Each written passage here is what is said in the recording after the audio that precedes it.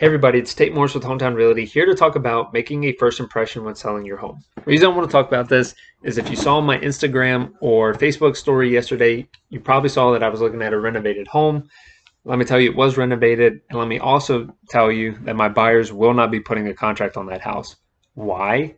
Because their first impression was awful on the home. Basically, the exterior of the home looked gross.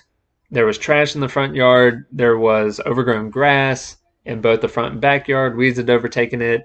One of the outbuildings had just junk falling out of it. Trash cans full on the side of the house, and the house was vacant, so I don't know why they couldn't have taken it out. Anyway, interior of the home had a lot of dust, so on and so forth. So the buyers were not happy with it, and they said, if they dropped the price a lot more, yeah, we'd probably do it, but not for the price that it had it at. So I said, let me take this experience and let me talk to my viewers, friends, family, coworkers, clients about making your home impressionable.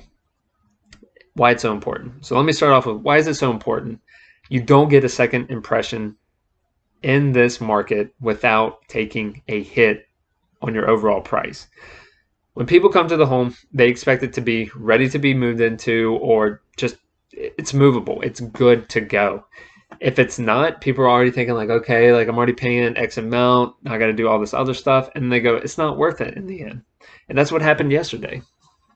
So what can you as a seller do to better prepare yourself when you go to sell your house? Step number one, call your agent. Say, hey, Tate, can you come over to my house? We're thinking about selling, and we would really love your professional opinion about, what we should do to the home. Should we do anything? So on and so forth.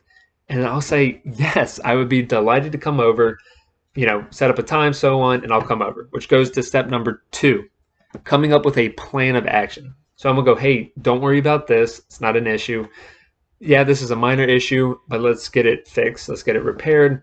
Or, hey, this is a big issue. Let's get that fixed right away. So the rest of the process is smooth, which moves us to step three. Once you have that plan, put it into action. Execute on that.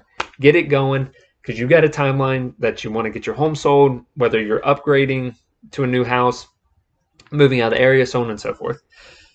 Which leads us to step number four, making sure your home is visually pleasing. So when buyers show up, when showings start, open houses, whatever it is, their first impression is, this is my future home. I want this house. Because that's what you want at the end of the day. You don't want, that feeling of, yeah, this isn't it. Because again, in the end, you're losing money. And if you're like me, you don't like losing money. So put a plan into place, execute on it, and get everything ready. Cut the grass, maybe power wash the exterior, get some fresh paint, whatever steps 2 and 3 were, okay? So guys, if you have any questions, please reach out to me. I'm here for you all, here to help you any way that I can to better your future, so to say, especially in the real estate game, because that's my bread and butter now. So if you have any questions, again, please reach out. And if not, I will see you all next week when we talk about more things real estate. All right, everyone, have a great rest of your week.